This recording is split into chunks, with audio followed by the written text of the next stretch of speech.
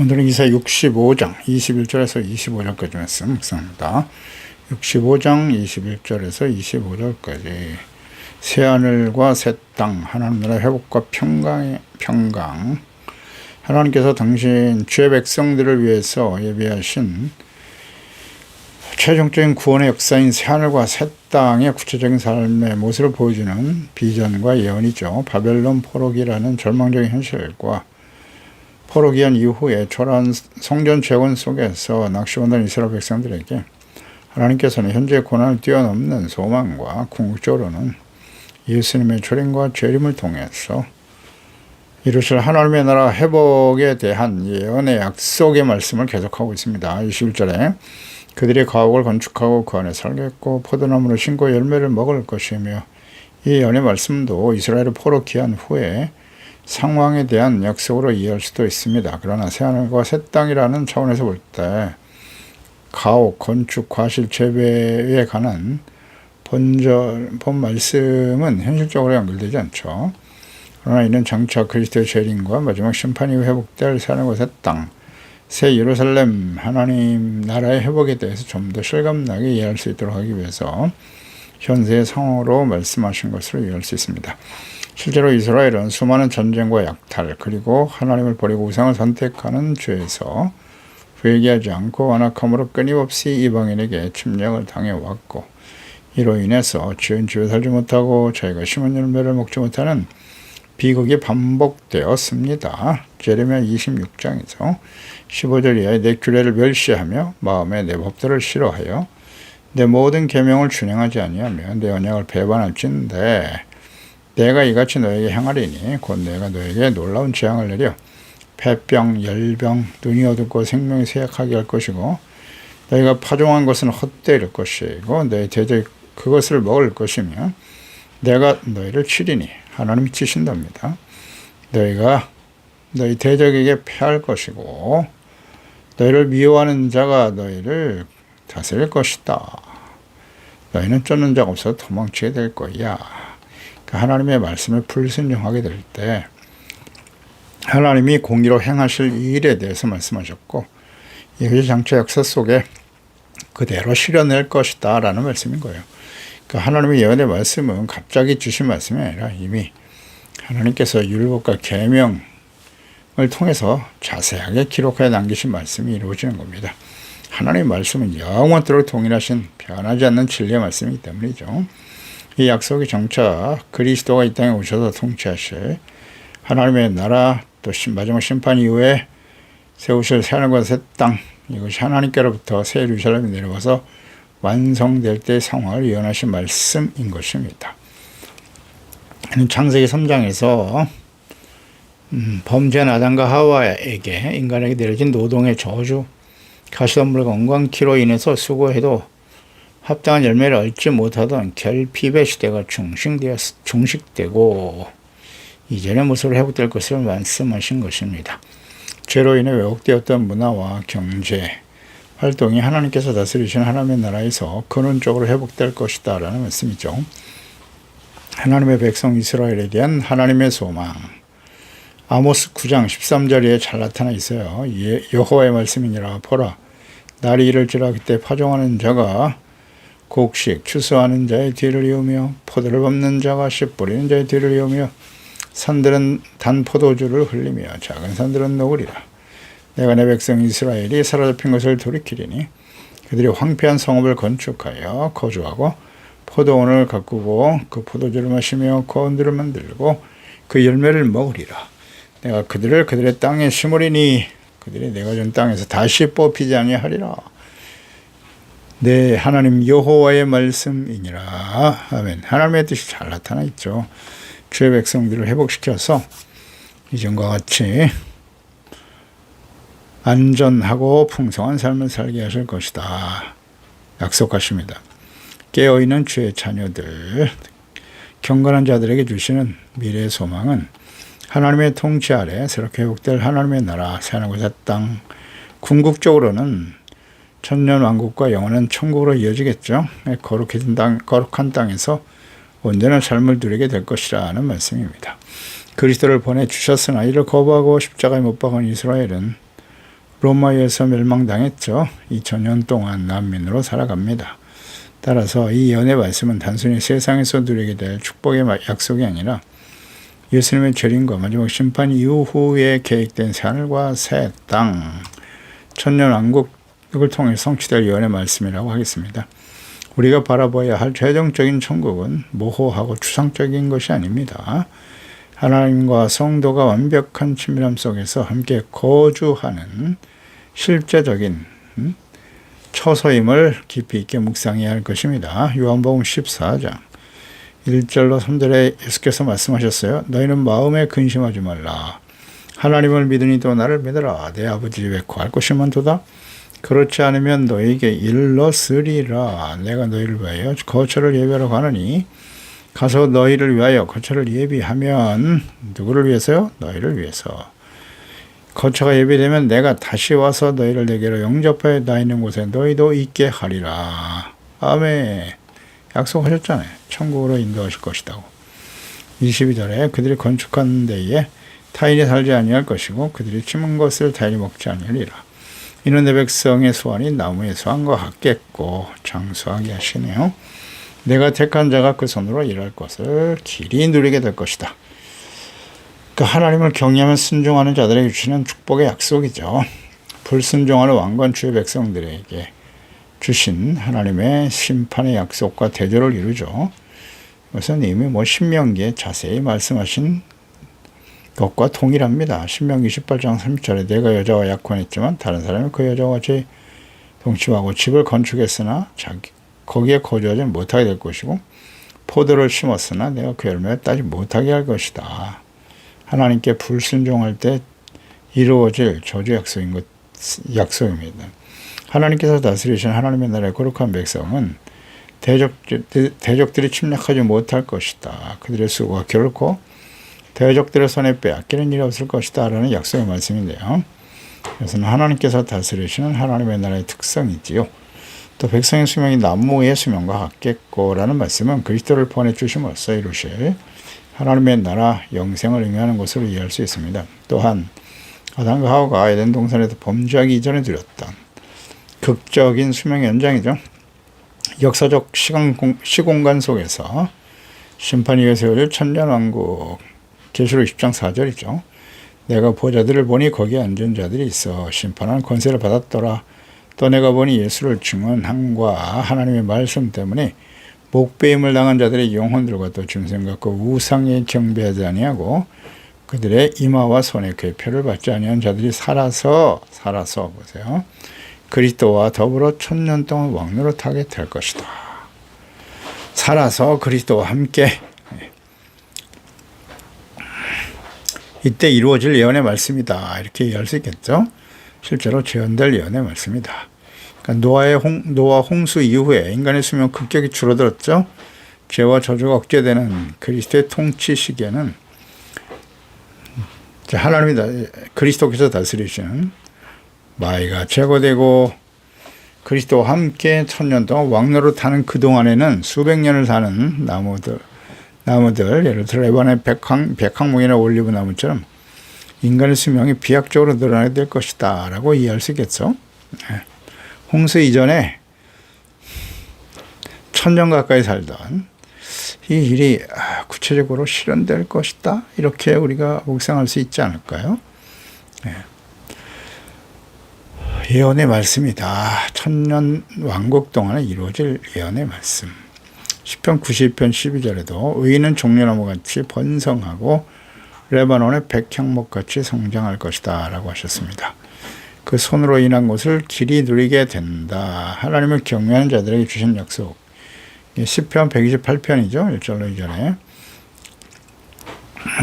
여호와를 경외하며 그 길을 걷는 자마다 복이 있다. 내가 내 손이 수고한 대로 먹을 것이고 내가 복되고 형통하게 될 것이다 라고 약속하셨습니다. 이 말씀은 단순히 개인의 장소 형통의 복을 넘어서 하나님의 주권이 온전히 회복될 하나님 나라의 안정과 평안 또 생명이 영원히 보장될 것이다. 천국에서의 삶이죠. 이 삶의 모든 필요를 풍성히 채우시는 축복의 약속의 말씀이기도 합니다.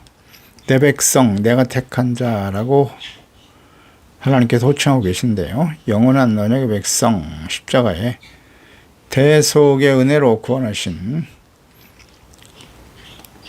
하나님의 자녀들에 대한 뜨거운 사랑과 주권적 은혜를 보여주기도 하죠. 왜 그들이 지은 집에 타인이 살지 못하고 그의 생명이 나무와 같아질 거예요. 징교연단의 거절을 거쳐서 거룩하고 경건한 하나님의 자녀 백성으로 회복되었기 때문에 주어지는 약속의 축복입니다. 그리스도의 철인과 재림을 통해서 주시는 하나님의 나라의 회복과 주의 자녀들에게 주시는 영원한 생명, 하나님의 나라 천국에서 누리게 될 축복의 약속인 것입니다. 23절에 그들의 수고가 헛되지 않겠고 그들이 생산한 것이 재난을 당하지 아니하리니 그들은 여호와의 복된 자의 자손이고 그들의 후손도 그들과 같을 것입니다. 그 하나님을 버린 죄 백성과 사람들을 괴롭혀온 두 가지 거대한 공포가 있는데 내 수고가 헛수고가 되는 것은 아닐까? 나의 자녀가 재난을 당하는 것은 아닌가? 미래에 대한 재난과 재앙, 여기에 대한 공포가 있죠. 막연한 불안과 공포가 있습니다. 특히 생산한 것이 재난을 당하지 아니하리니 라는 말씀인데요. 이 재난이 히브리어 베할라, 갑작스러운 공포거든요. 테러 혹은 비극적인 죽음을 의미하는 단어예요. 그러니까 역사 속에서 부모들이 자녀를 낳아도 전쟁, 질병, 기근으로 인해서 비참하게 이뤄야 했던 죄악된 세상의 비극이죠. 그리스도가 친히 다스리신 하나님의 나라에서는 이런 비극이나 대재앙이 없을 것이라는 약속입니다. 궁극적으로는 천국의 삶인 것이죠. 하나님 나라, 영원한 하나님의 나라, 구원의 은혜를 입고 하나님께 다스리시는 의롭고 거룩한 죄 백성 자녀들은 더 이상 그들의 미래에 대해서 염려하거나 갑작스러운 재앙으로 가정이 파탄되거나 인생이 고통과 시련 속에 빠지게 될 것을 두려워할 필요가 없다. 주님의 완벽한 주권적 보호 아래서 자녀들은 안전하게 자라게 될 것이고요. 부모의 경건한 신앙과 복의 자손 대대로 끊어지지 않고 이어지는 축복의 약속이 성취될 것입니다. 하나님께서 아브라함을 부르실 때 약속하셨던 너는 복이 될지라 즉 복의 근원이 될 것이다 라는 약속인데요. 내 자손에게 이 땅을 주리라 했던 그 언약이 세월이 많이 흘러서 세상의 수많은 방해와 이스라엘 실패에도 불구하고 결국 그리스도를 통해서 어떻게 완벽하게 성취되는가를 보여줍니다. 여호와의 복된 자의 자손이다. 그들의 혈통적 우수성을 말하는 것이기보다는 신실하신 하나님의 언약적 신실함이겠죠. 하나님이 복이 단절되고 되지 않고 역사 속에서 결국 그리스도를 통해 성취될 것이다 라는 의미의 말씀인 것입니다.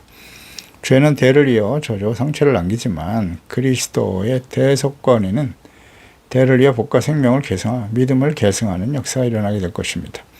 그들의 수고 헛되지 않은 이유는 하나님께서 그들의 역사와 미래, 후손들의 삶까지 책임지시는 언약의 당사자가 되시기 때문입니다. 바벨론 포로기를 겪은 이스라엘 백성들에게 자녀를 출산하는 것은 기쁨이 아니라 두려움이었을지도 모릅니다.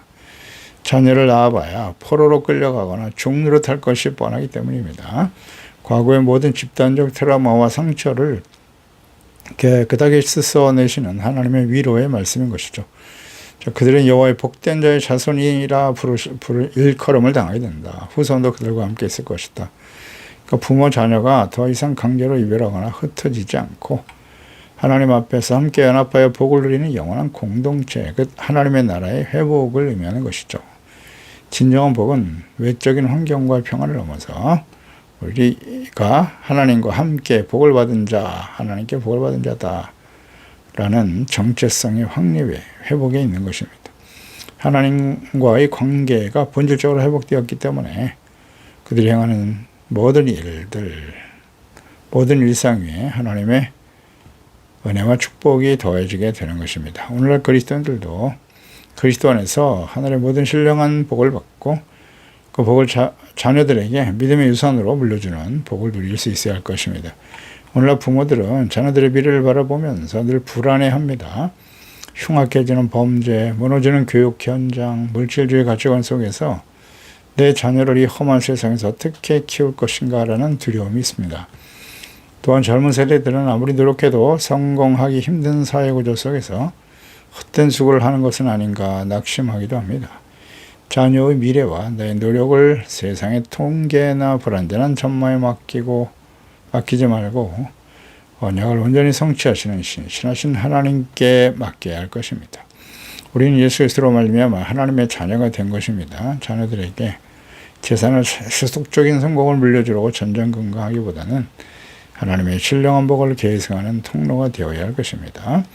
우리가 주님의 뜻 안에서 자녀들을 양육하고 눈물로 기도하는 이 수고는 결코 헛된 수고가 되지 않을 것입니다. 주님께서 악한 세대로부터 보호해 주실 것입니다. 에베소서 1장 3절 이하죠. 찬송하리로다. 하나님과 우리 주 예수 그리스도의 아버지께서 그리스도 안에서 하늘에 속한 모든 신령한 복을 우리에게 주셨다. 그리스도 안에서 주신 신령한 복은 무엇일까요? 창세전에 그리스도 안에서 우리를 택하신 것이고 사랑 안에서 그의 앞에 거룩하고 흠이 없게 하셨고 기쁘신 뜻대로 우리를 예정하사 그리스도로 말미암아 자기 아들들이 되게 하셨다는 거죠.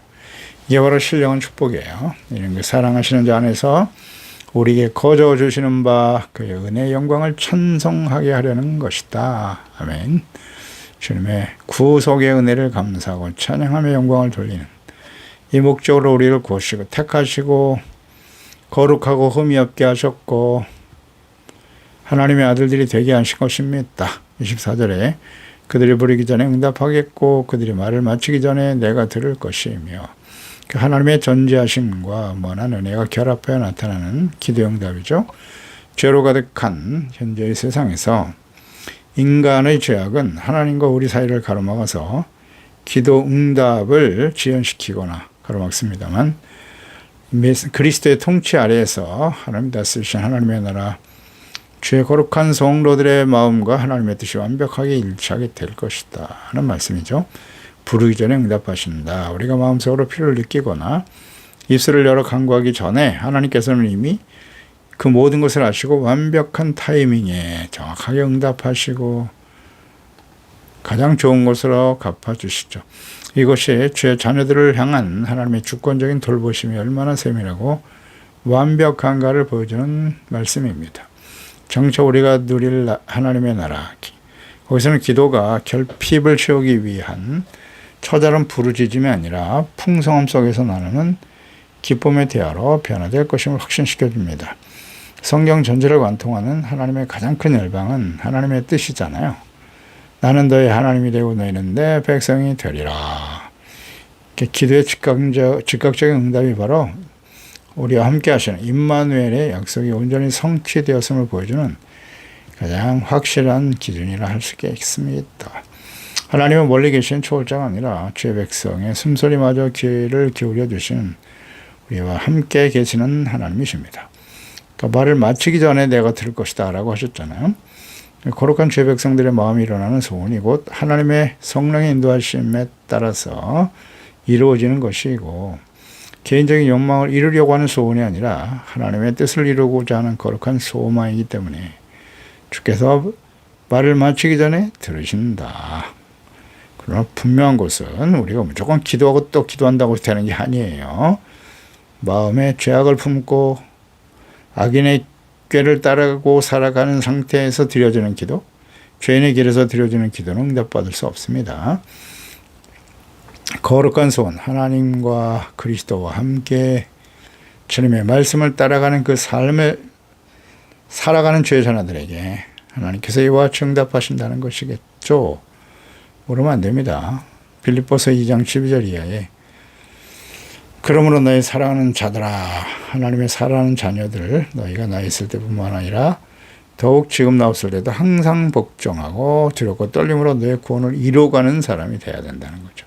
그럴 때 하나님과의 관계가 바르게 되는 것이고 응답이 이루어지는 것이고 마음의 거룩한 소망을 품게 되는 거예요. 너희 안에서 행하시는 이는 하나님이시다. 너희는 누군가 항상 복종하고 두렵고 떨림으로 구원을 이루는 사람들이겠죠. 하나님은 자기의 뜻을 위해서 너에게 소원을 두고 행하신다. 이 소원이 자기의 욕망을 이루는 소원이 아니라는 거 주목해야 합니다. 우리는 기도할 때 종종 지치고 포기할 때가 있죠. 낙심할 때도 있습니다. 하나님께서 정말 나의 기도를 듣고 계시는 걸까? 왜 이렇게 하나님께서는 응답하시지 않는가? 왜 침묵하고 계시는가?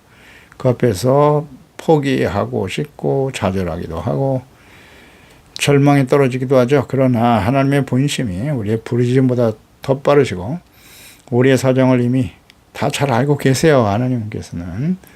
요한일서 5장 14절이죠. 그를 향하여 우리의 가진 바 담대한 것은 이것이니 그의 뜻대로 무엇을 구하면 들으심이라. 자, 여기 중요하죠. 우리가 기도하면서 담대함을 얻을 수 있는 이유는 하나님의 뜻대로, 그의 뜻대로 구하면 들으신다. 잘 묵상해야 됩니다. 나의 뜻대로 기도하고 있습니까? 아니면 하나님의 뜻대로 기도하고 있습니까? 하나님의 뜻대로 기도하려면 하나님 말씀을 알아야 될 거 아니에요. 그래서 항상 말씀을 묵상하면서 기도하라. 무조건 기도한다고 되는 게 아니에요. 25절에 이리와 어린 양이 함께 먹을 것이며 사자와 소처럼 짚을 먹을 것이며 뱀은 흙을 양식으로 삼을 것이다. 나의 성산에서는 해함도 없겠고 상함도 없으리라. 여호와께서 말씀하시니라. 아멘. 그리스도의 구속의 사역이 완성될 때 사람과 하나님과의 화평이 이루어진다. 죄사함을 통해서 용서받고 하나님과 화목하게 되는 거죠. 그럴 때 인간과 자연, 자연과 인간 사이에 깨어졌던 모든 관계가 완벽하게 복원된다는 뜻이잖아요. 이리와 어린 양, 사자와 집. 해함도 없고 상함도 없게 될 것이다 라는 거예요. 이 말씀이 하나님의 창조의 목적이 완전한 성취라고 보겠죠. 타락 이전의 에덴 동산의 모습이에요. 하나님 나라의 회복이고 하나님의 생명력이 온 땅을 가득 채우는 바로 그날이 그리스도의 철인과 재림을 통해서 이루어질 하나님 나라의 회복과 천국의 영광이라는 사실입니다. 복음은 원수된 자들을 서로 사랑하게 만드는 능력이 있습니다. 내가 먼저 화평하게 하는 자가 되어 하나님의 아들임을 증거함으로써 장차올 새하늘과 새 땅의 거룩한 비전을 이 땅에 미리 보여주시는 빛의 자녀들이 되어야겠죠. 예수님의 제자와 하나님께 영광을 돌리는 자들이 되어야 할 것입니다. 기도하겠습니다. 하나님 아버지, 오늘도 하나님께서 주의 백성, 언약의 백성 이스라엘, 그들이 비록 하나님을 버리고 진노의 심판을 받아 통해서 연단과 바벨론 포로의 시기를 지나게 됩니다. 하나님께서는 그들이 다시 돌아오게 될 것을 약속하셨고요. 궁극적으로는 예수 그리스도를 보내심으로 이루실 하나님의 나라, 예수님의 초림과 예수님의 재림, 인류 역사의 마지막 심판 이후에 회복될 새하늘과 새 땅, 영원한 하나님의 나라에 대한 비전과 예언의 말씀을 자세하게 기록하여 남기셨습니다. 이 말씀은 역사 속에 또 사도 요한을 통한 마지막 요한계시록에 하나님의 예언의 말씀과 정확하게 일치합니다. 이제 그리스도께서 곧 이 땅에 다시 오실 것이고요. 그 이전에 우리가 하나님 앞에 하나님이 다스리신 하나님의 나라, 거룩한 백성으로 살아가는 동안 누리게 될 하나님의 보호하심과 인도하심, 장차 우리에게 주실 참된 화목과 화평과 기쁨을 누리며 살아가게 하시되 항상 근신하고 깨어있어 두렵고 떨림으로 구원을 온전히 이루어가며 거룩한 주의 자녀로 잘 준비되어서 영광스러운 모습으로 주님을 맞이하게 하시고 주님 앞에 설 수 있는 지혜로운 하나님의 자녀들 다 되게 하소서. 예수님의 이름으로 기도드리옵나이다. 아멘.